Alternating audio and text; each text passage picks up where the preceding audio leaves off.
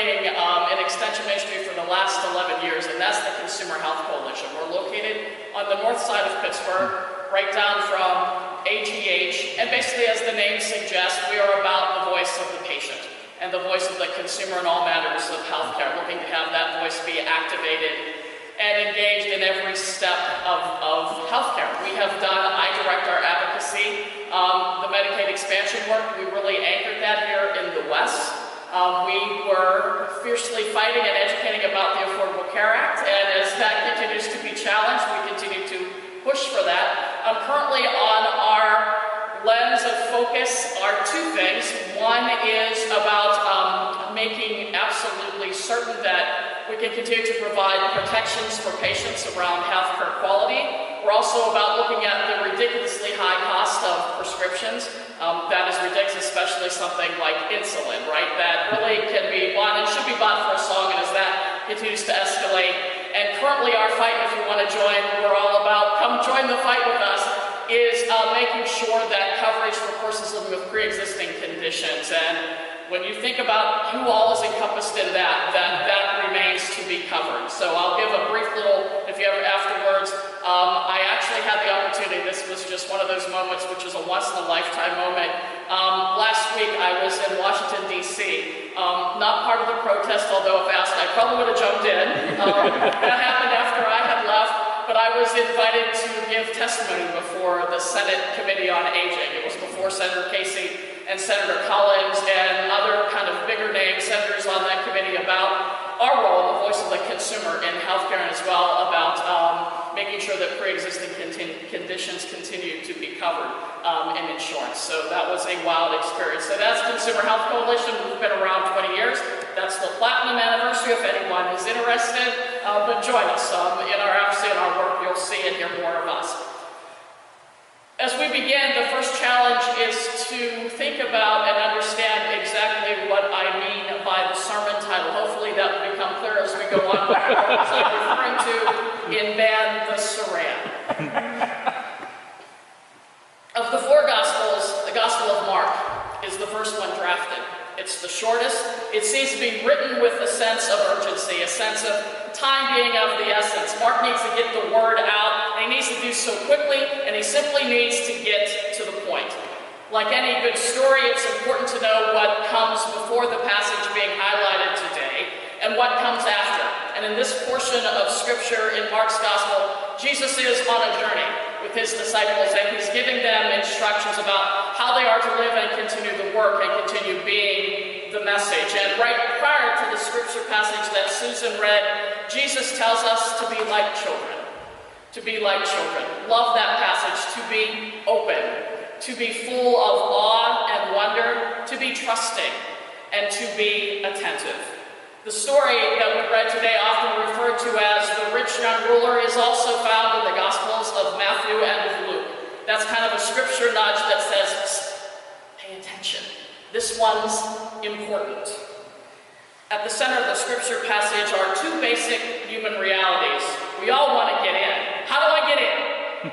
We all want to get in, and we are all creatures that when we are afraid and when we are stressed, we absolutely tend to cling.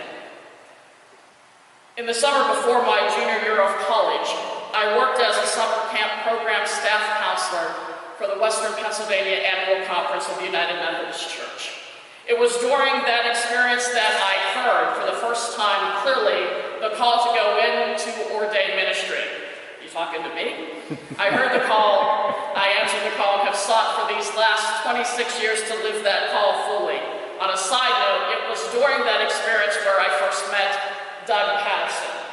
When you see Doug next, ask him about that whitewater rafting trip and the raft that didn't make it back.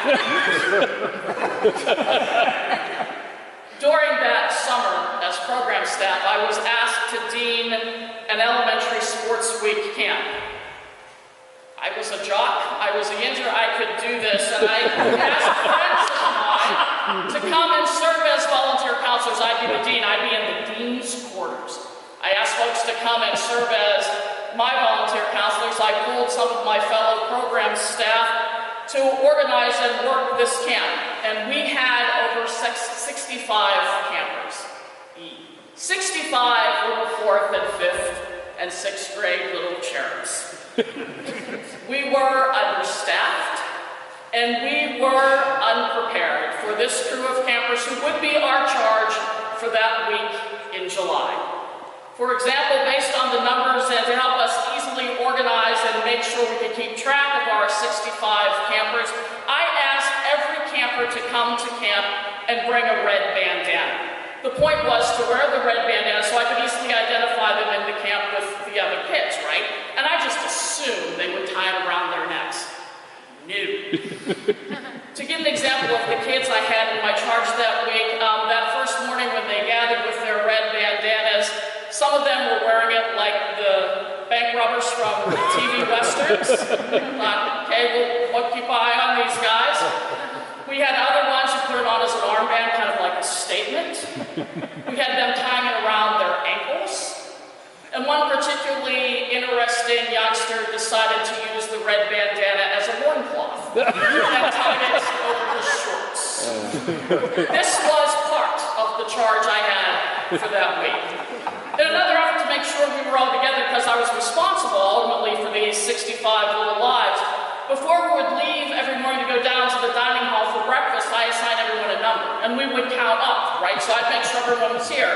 And little camper number 35 thought it was cute that when we went through counting off to never say his number.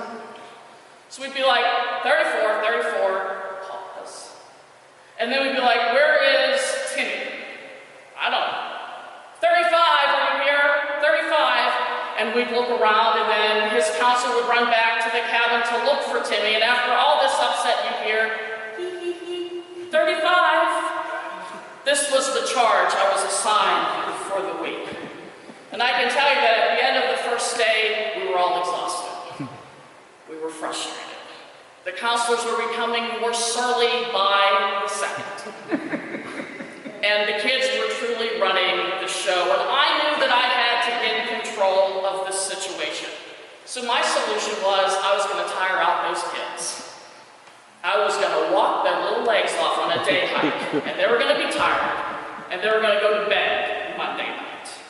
So we decided to go to Ohio Pal. I worked at Chamaga, which is the camp right next to Ohio Pal, so we had the vans from the camp take us down to Ohio Pal, and this camp, as I mentioned, was in the middle of June, and it was hot, and it was humid, and it was hot and humid even in the middle of the woods.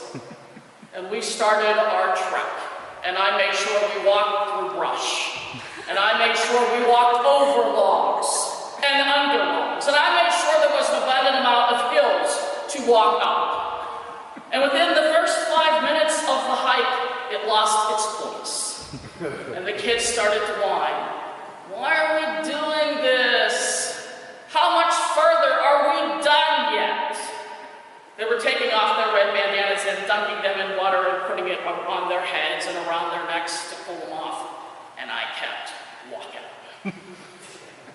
I needed to get control of the camp. And at this period at Ohio Pal, they had a Dairy Queen. Those of you who might have gone there in whitewater rafting years ago, they had a Dairy Queen. And we're coming down off of the trail, and two of the kids look up and see the Dairy Queen. It was like an oasis in the desert. It was like a light through the end of a dark tunnel. And they saw it, and they said, Sally, can we get ice cream, please?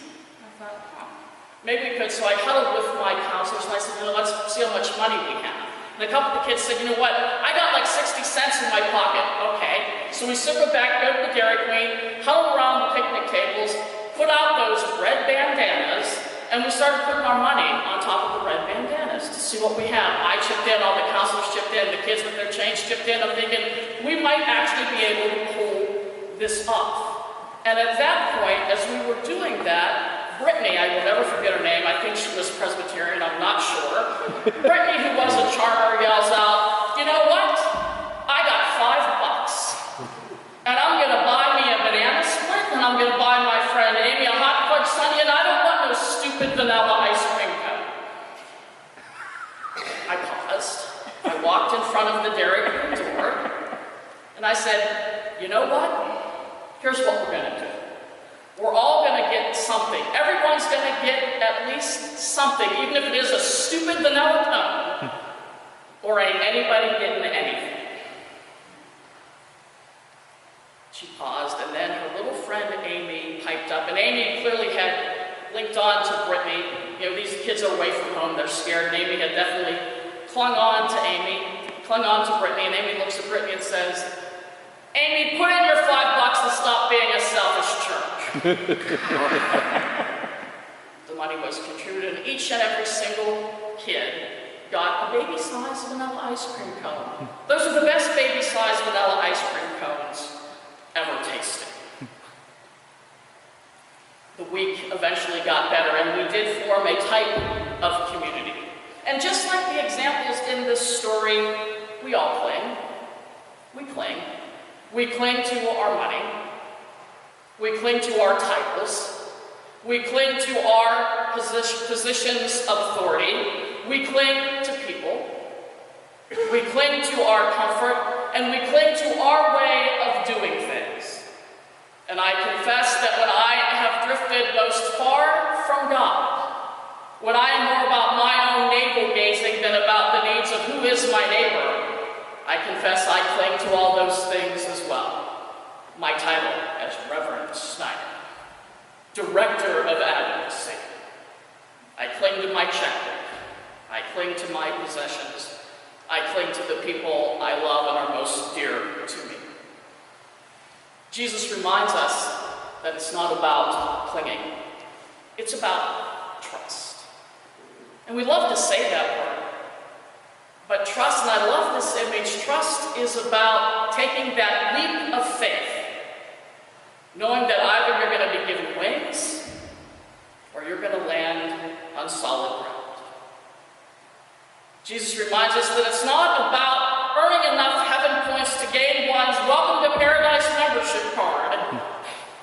It's about living as disciples and doing what is just and loving with tenderness and walking humbly before God and laboring together to build the world to look as God would have it to look.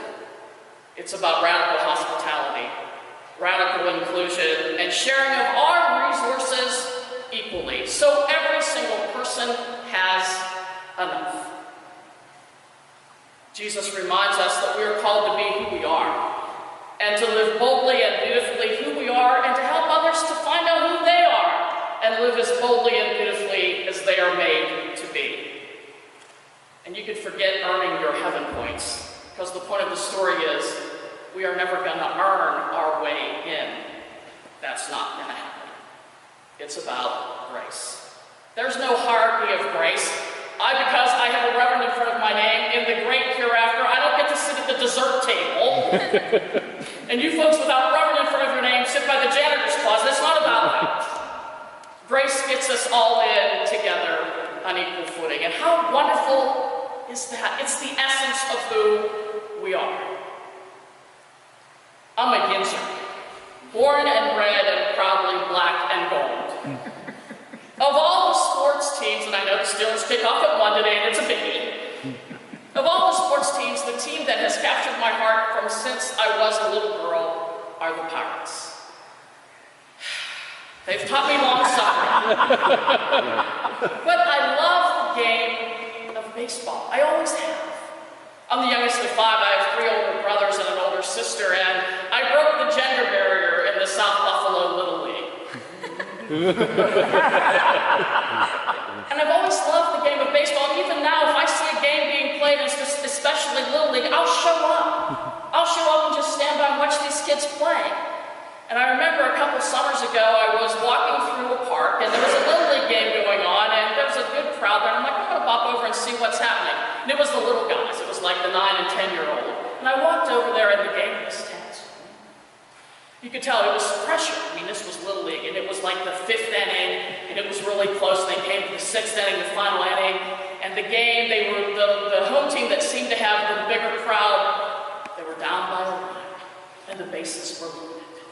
And the coach, in a brilliant way of inclusion, and everybody plays, looked at a little fella at the end of the bench. This guy was all of probably 4 foot something, and said, "Josh, you're up." Josh was like, "Are you serious?" serious? Bases are loaded, we're down by 1. Me? Josh, you're up. And I'm like, oh, I'm staying for this. This is like Grace 101. And Josh picked up his bat, he literally dragged it. I think the bat was bigger than Josh. You put on that batting helmet and it's kind of cattywampus and like close to looking out the ear hole. Josh dragged his bat and stepped up to the plate and does, we watched the major leaguers, pats the home plate, spits, I'm like, yes! Josh was in it, spits, tugs his cap, didn't do anything else that big leaguers tend to do, so that was good. Stands there in the first pitch, strike right down the middle of the plate. Pitcher was bringing heat. Josh steps out like, you sure I'm still doing this? Next pitch, ball low. We're in, it's 1-1. Next pitch, Josh makes contact. Ball goes foul. But he made contact, this is good. Next pitch, strike, right down the plate. 1 ball, 2 strikes. People are yelling. Josh had like his entire family in the stands. Mom's there, uncles and aunts and cousins. Grandma's there with the cowbell, don't you love those fans?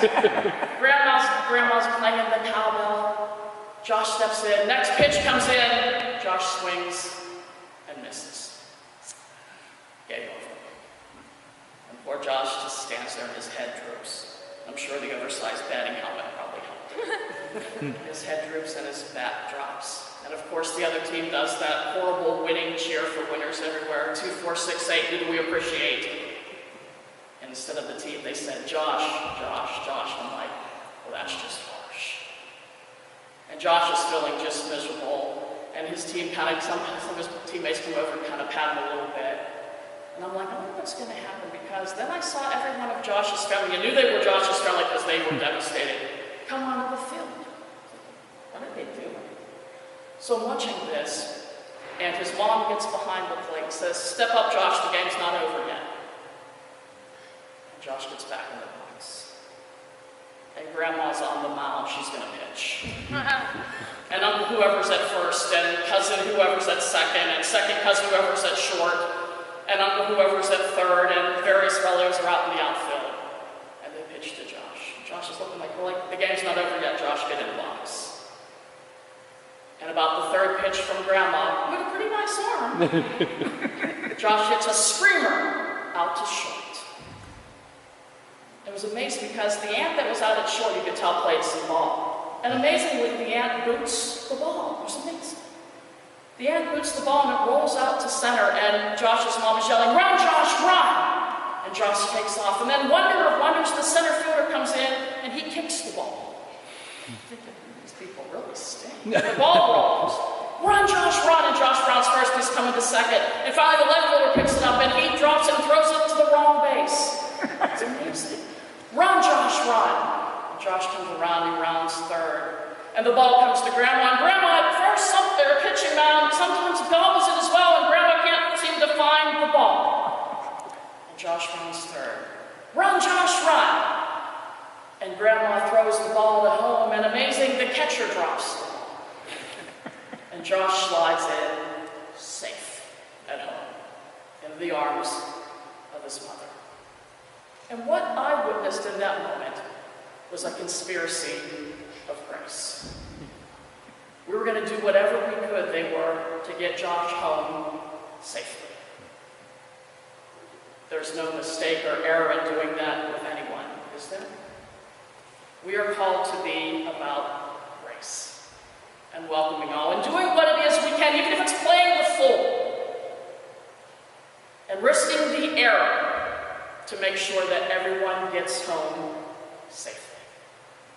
That is the call of grace. That is what gets us all in. So sisters and brothers, may we be led from death to life. May grace lead us from falsehood to truth. May grace lead us from fear to trust. May grace lead us from despair to hope. May grace lead us from hate to love. And may grace lead us from clinging to openness. And may we have the grace to know when to lead and when to follow, and who it is we follow.